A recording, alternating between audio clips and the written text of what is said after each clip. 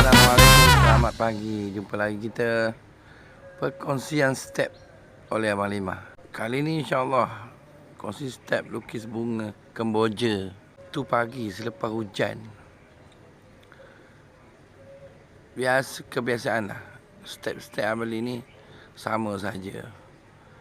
Detailing masa color. So kita lakukan secara umum dan scale down ke dalam canvas dan kita buat background basic color dulu. So bila last kali kalau background ni tak masuk, tak diberi penekanan terhadap apa tu, dia punya gelap terang untuk menaikkan kita punya objek utama, so kita buat sekali lagi.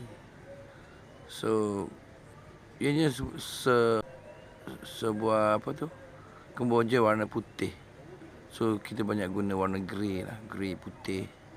So masukkan colour yang based on foto yang kita refer lah, rujuk. Kita kutip satu-satu lah. Kalau kita nak detail, kita tips dia jangan lari satu pun daripada colour foto yang kita refer. So ia akan menjadi kenyataan insyaAllah.